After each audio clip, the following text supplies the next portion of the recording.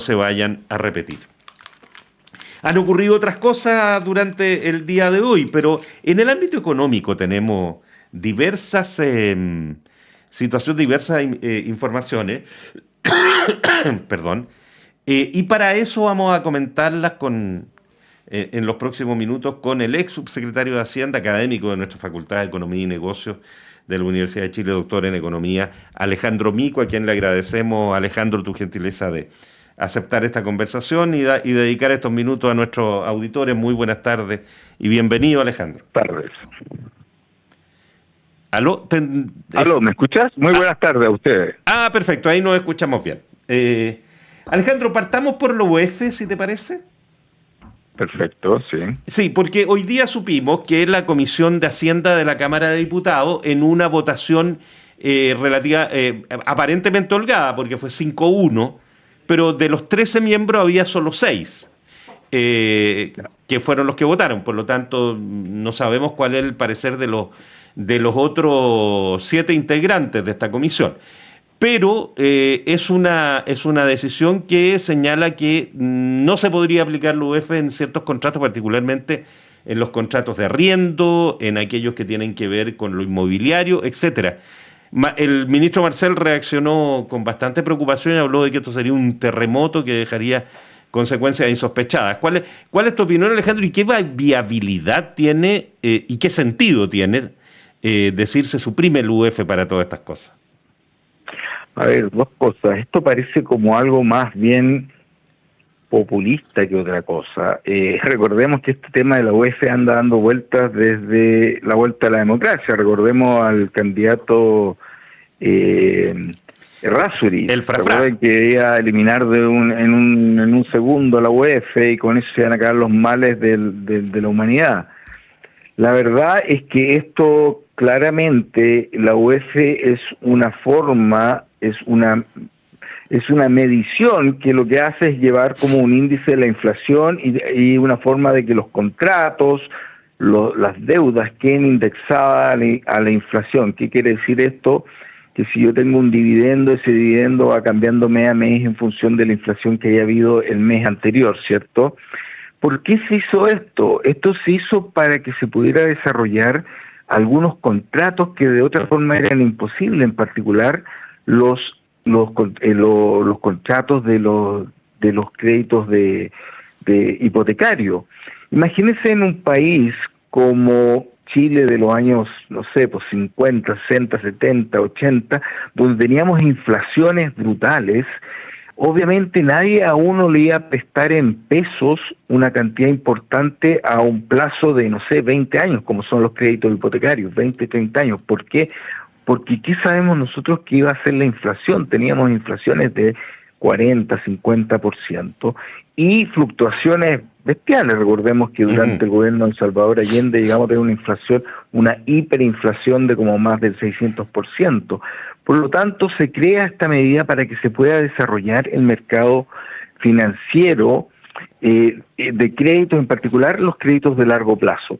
¿Y ha funcionado? Sí, ha funcionado. Chile en Latinoamérica es de los pocos países que tiene crédito hipotecario de largo plazo. Si uno en otras partes, en Argentina, en otras partes, ir a pedir un crédito hipotecario 20 a 20 años plazo, 30 años plazo, te miran con cara, ¿usted de dónde viene? ¿Por qué? Porque no es imposible tener un tipo de ese largo, créditos de ese largo, con inflaciones tan volátiles como las nuestras, ¿ok? Como en Latinoamérica. Chile es verdad que hemos tenido un control de la inflación bastante bien, pero recordemos que en los últimos 20 años también hemos tenido 2 episodios de inflaciones de 10% anual, ¿cierto? Eso genera mucho riesgo y impide que se desarrollen mucho los mercados financieros. Por lo tanto, es mala idea en un país donde tenemos incertidumbre inflacionaria de que podamos tener, recordemos que se quería modificar el Banco Central, es mala idea meter más incertidumbre porque eso lo que hace es que la gente no pueda acceder más a crédito hipotecario. Claro, en el corto plazo parece bonito porque uno le hubiera dicho a la gente, sabes que en los últimos 3 años tu dividendo no hubiera subido es verdad, pero lo más probable es que no hubiera tenido crédito hipotecario. Por lo tanto, esto es una muy mala medida. Alejandro, y cuando pensamos en los arriendos, porque algo de lo que hemos escuchado bastante durante el día de hoy en particular, de decir, mire, los arriendos también se están planteando en general en UF, también las cuotas de los colegios, en fin, todo tiende a plantearse en UF, y decir, y lo cual hace que mes a mes a un arrendatario lo obligue a pagar más y a tener un presupuesto menos estable. Cuando dice lo razonable, a lo mejor sería que como era, todos hemos arrendado a lo largo de la vida, y por lo tanto yo me acuerdo, antes era una vez al año se revisaba, digamos, el canon de arriendo y normalmente se incrementaba en el IPC del año. O cada 6 meses, dependiendo. Claro, en los 90 era cada 6 meses, me tocaba reajuste cuando uno arrendaba un departamento, una pieza. Es que como yo estoy más viejo, me acuerdo de más atrás, pues entonces me acuerdo cuando era de un yo año. no sé si yo creo que soy yo más viejo y le puse más. No.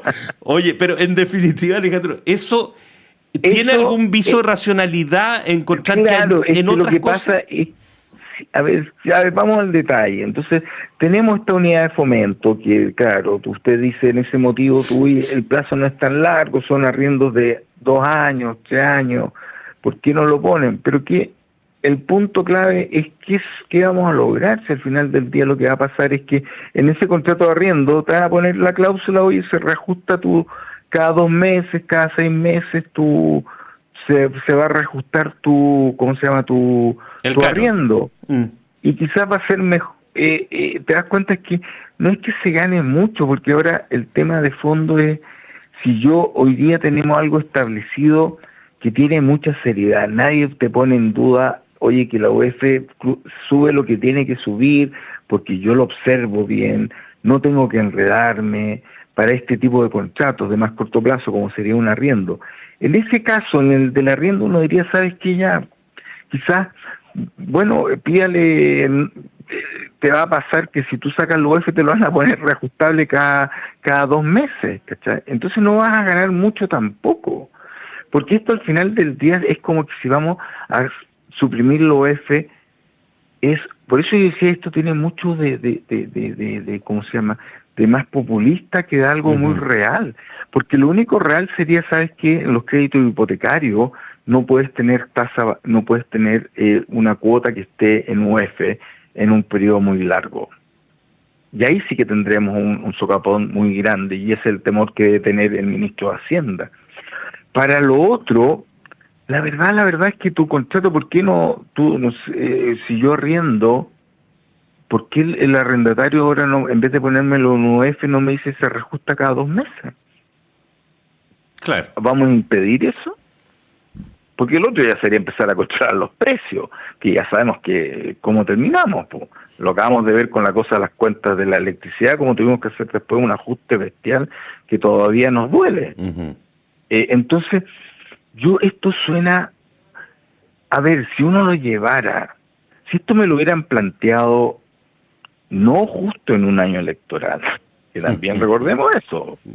Inolvidable, es inolvidable inolvidable, claro. Y esto es como que pareciera ser como un ofertón, como que un voladero de luces, pero en la realidad al final del día son cosas que o terminan perjudicando o no ayudando en nada.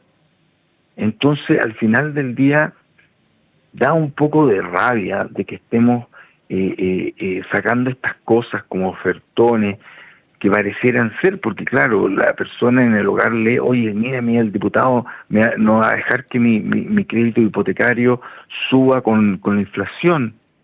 Pero claro, supongo van a ser los nuevos créditos, entonces a usted no le van a dar el crédito que le dieron, que el que tiene ahora, porque también, imagínese usted, si alguien le dice, un arrendatario, dice, oye, le arriendo la casa por 10 años, ¿usted le va a permitir que sea con un valor fijo? Jamás, porque tiene miedo que tengamos 8 años con un choque inflacionario del 10% y usted se queda con los que ha hecho. Entonces, hay otro tema, Alejandro, que surge hoy también y que tiene que ver, y que se aprobó también en comisión, que tiene que ver con el tope de las indemnizaciones. Esto se aprobó en la Comisión del Trabajo. de eliminar el tope de indemnización. Hoy día, cuando una persona es despedida, el tope de indemnización es de 11 Ajá. años, ¿no es cierto? 11 11 meses, años, 11 meses, un mes por año, a menos que tenga un contrato que estipule que ese tope no existe, digamos, para ese no contrato en existe. particular.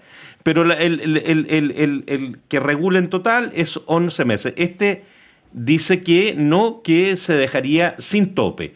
Cuestión que también le provocó un segundo dolor de estómago al ministro Marcel, que hoy día debe haber tomado Alcacercer toda la mañana con todas estas cosas. Ya he estado tomando toda la mañana, Sí. o leche magnesia, los que somos más viejos. Claro. Oiga, no, de nuevo, qué raro que justo ahora un ofertón nuevamente. Porque si usted va a la OCDE, ya, comparémonos con otros países, Chile sale que es de los países donde el costo de despedir es de los más altos de toda la OCDE. Entonces, porque los otros países tienen ya sea indemnizaciones más bajas, que tienen topes anteriores, que para el costo de la empresa son más bajos. Ya Chile tiene un costo de despido súper alto. Ojo, para la gente que tiene contrato indefinido y que logra estar más de un año en la empresa, porque también acordémonos de esa parte, po. Sí, claro. Porque mucha gente, la gente con más precarios trabajos, no alcanza a estar el año, po. Entonces no tiene indemnización por 0 mes, por 0 años. Entonces, esto pareciera ser nuevamente un ofertón que tiene, sí que tiene más impacto en la contratación. Han habido varios estudios como dicen esto, termina afectando de dos formas. Una de ellas es que uno tiende a contratar menos porque se asusta, paso el año, tengo que pagar esta indemnización, ahora si lo dejo pasar más tiempo va a ser indefinidamente. Claro, y la gente que empieza a hacer, ya vemos los cajeros en los supermercados como aparecen las máquinas reemplazando a los cajeros. Hay todo un cambio tecnológico que se ha demostrado que se hace más rápido cuando este tipo de rigideces incrementa, se agranda. Por lo tanto, tampoco creo que es una medida, sabiendo más encima que, como lo dijo el académico David Grau, estamos en una situación con un empleo, con un nivel de desempleo de las mujeres de un 10%. 10% ni siquiera alcanza a tener un trabajo. Y obviamente todas estas medidas, como el salario mínimo, las indemnizaciones, tienen un efecto al final. Y esto lo estamos viviendo hoy día, sí. La economía, digámoslo, la economía está creciendo como crecíamos antes desde el 2019, más o menos ahora, ¿ok? Pero el desempleo está mucho más alto. Está en 10% para las mujeres y en 8% para los hombres. Está mucho más alto, un poco menos de... Entonces, dejemos de jugar un poco. Esto le parece ser como lo mismo que hoy, si los retiros no tienen efecto, no, si esto no es el cuco que metieron esos tecnócratas que están sentados, no sé, en las Torres de Marfil, que no están conectados con la gente. Al final esto tiene consecuencias. Vamos a decirle a esas mujeres, a esa cantidad enorme de mujeres, 10 de cada 100 mujeres, están buscando pega, queriendo trabajar.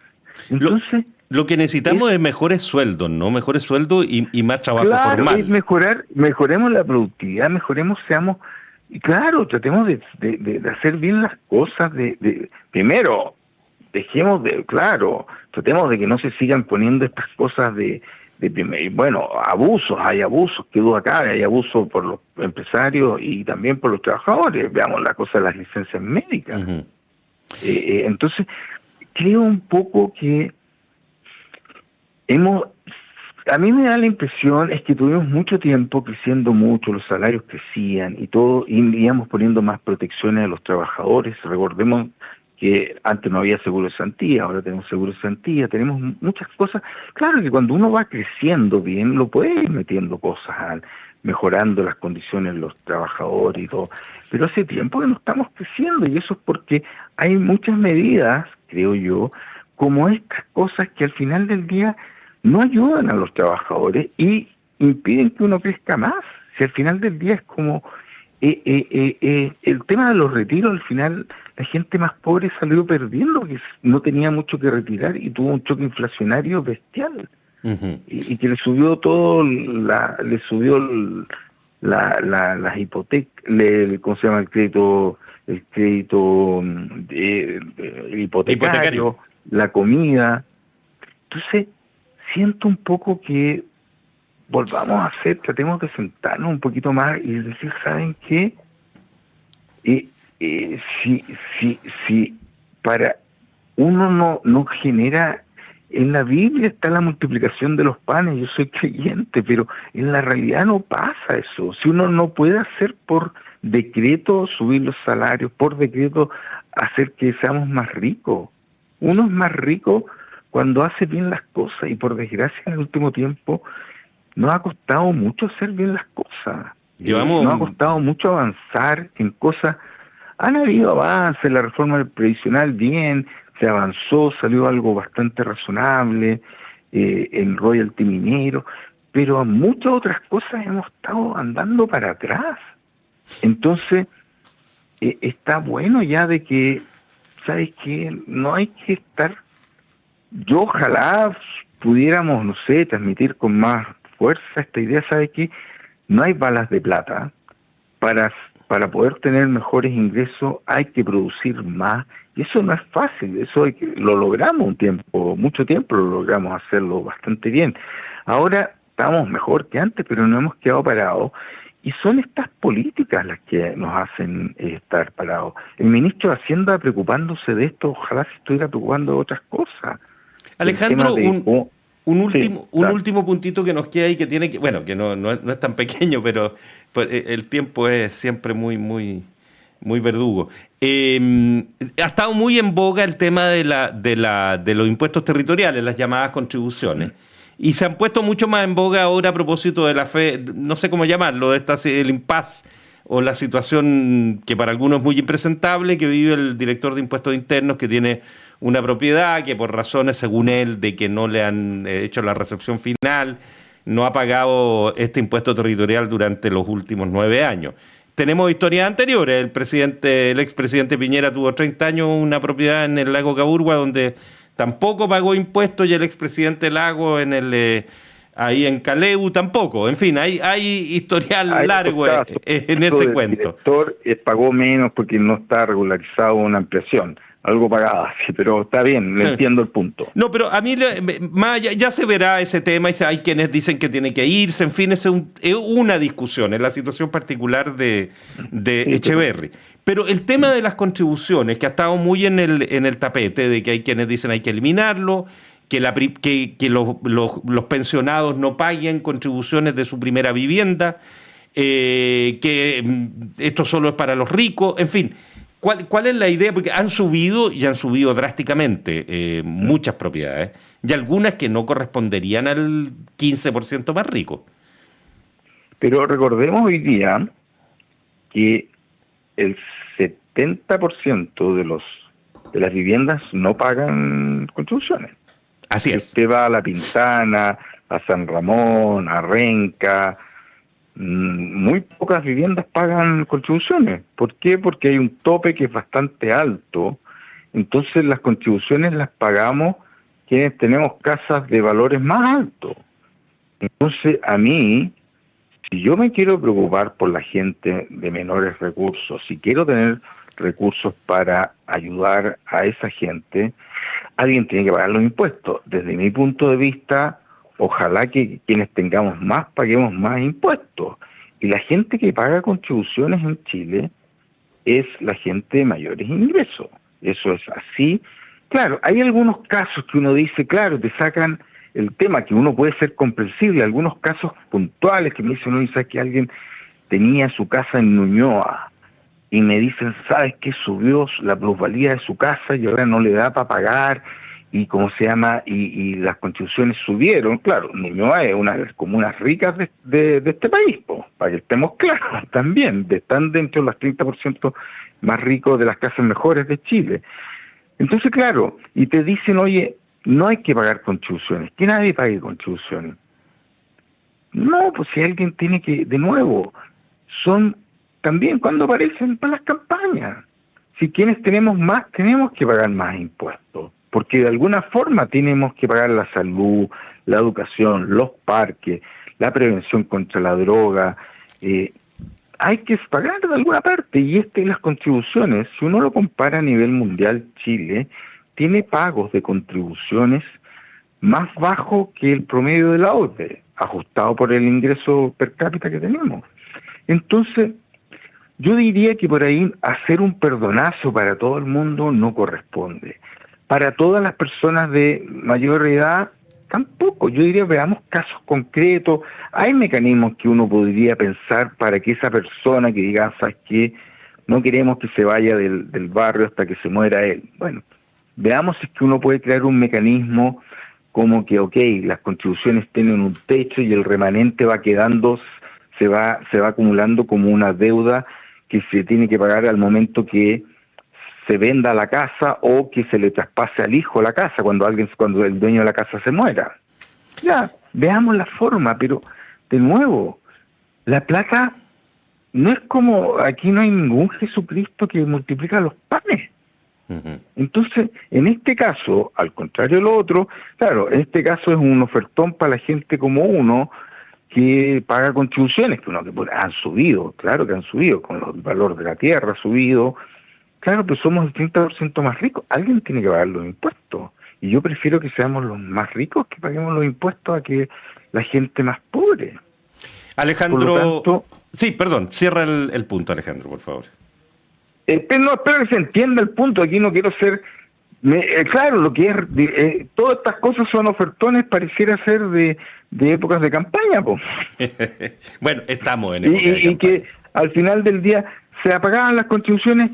Bueno, y las municipalidades se quedan sin dinero para el CEFAM, se quedan sin dinero para la plaza, no van a tener cómo mejorar las plazas para que no se llenen de drogadictos, cabros. Te das cuenta que, si vivir en sociedad tiene derechos y deberes. Un deber es pagar los impuestos que te correspondan. Un deber es tampoco evitar que hacer frescura. Pero mira, tenemos que aprender a hacer de nuevo. Antes se decía los chilenos somos fome, somos poco pícaros, malos para bailar la samba, poco picarones, pero ahora me pareciera ser que estamos muy avispados y no queremos hacer lo que nos corresponde. Si para ser el país más grande todos tenemos que poner de nuestro esfuerzo, y quienes tenemos más tenemos que pagar más impuestos, creo yo. Eso. Alejandro Mico, ex subsecretario de Hacienda, académico de nuestra Universidad de Chile, como siempre, un millón de gracias, Alejandro, un gusto compartir gracias este tiempo. Gracias por la invitación y mucho. Lástima que no siempre los ofertones son buenos. Bueno, por eso son ofertones. Así es la vida. Eso es. Gracias, Alejandro, buenas tardes. Hasta luego, chao. Ya nos vamos a una pausa, son las 7:33, ya seguimos conversando en un par de minutos. La clase de marketing digital de hoy tendrá por tema identidad en Internet. Cómo agregarle valor a tus contenidos en redes sociales. Yes. ¿Sabían ustedes que sus perfiles en redes sociales no son suyos? Ah, ¿no? No, porque la red social solo se los presta. Y si se van de ella, el contenido se pierde. Ya. Sí. Entonces, la idea es que su perfil siempre lo complementen con una dirección propia en Internet. ¿Y cómo se hace eso, profe? Fácil, solicitando su dirección en .cl. www.nic.cl y luego conectarla a su red social preferida. ¡Buena! Por 9.990 pesos al año, construye tu identidad digital en Internet con .cl. NIC Chile, somos el .cl.